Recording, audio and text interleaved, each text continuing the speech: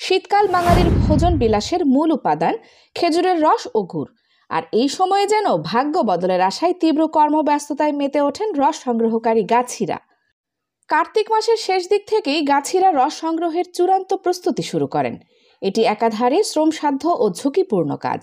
এই প্রস্তুতিতে প্রধানত দুটি ধাপ থাকে। গাছিরা ধারালো দা বা গাছি দা দিয়ে খেজুর গাছের নির্দিষ্ট অংশ অত্যন্ত সাবধানে পরিষ্কার করে চাছেন। গাছিদের ভাষায় এটিই হলো ঝোড়া বা তোলা। চাছা অংশে এরপর সাবধানে বাঁশের চোঙ বা নল স্থাপন করা হয়। এই নল বেয়ে রস ফোটায় ফোটায় মাটির হাঁড়ি বা ঠিলাতে জমা হয়।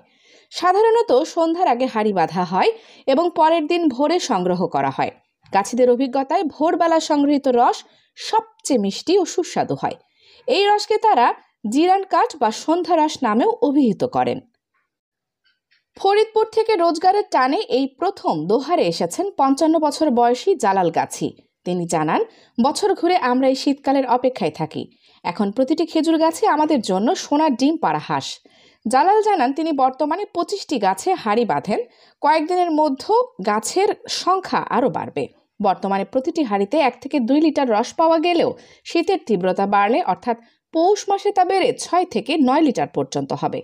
গাছের অর্ধেক রস তিনি পেয়ে থাকেন। তা থেকে তিনি প্রতিদিন ১২০০ থেকে ১৫০০ টাকা রোজগার করছেন। তিনি গুড় তৈরি করেন না, কাঁচা রস বিক্রি করেন। বর্তমানে প্রতি লিটার রস বিক্রি হচ্ছে ১২৫ টাকা দরে।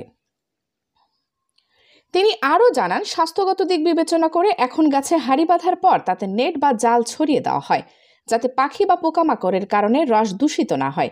এই কয়েক মাস গাছিদের জীবন জীবিকার মূল উৎস হয়ে ওঠে খেজুরের রস ও গুড়। খাঁটি গুড়ের চাহিদা থাকায় বাজারে এর দাম সবসময় চড়া থাকে। অনেক গাছি সরাসরি রস ও গুড় নিয়ে শহরতলির বাজারেও নিয়ে যান। এই শীত মৌসুমে তাদের সম্মিলিত ব্যবসা কয়েক লক্ষ টাকা পর্যন্ত ছাড়িয়ে যায়।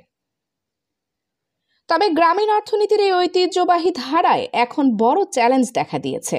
নগরায়ন ও অপরিকল্পিত বৃক্ষ নিধনের ফলে দিন দিন খেজুর গাছের সংখ্যা আশঙ্কাজনক হারে কমছে।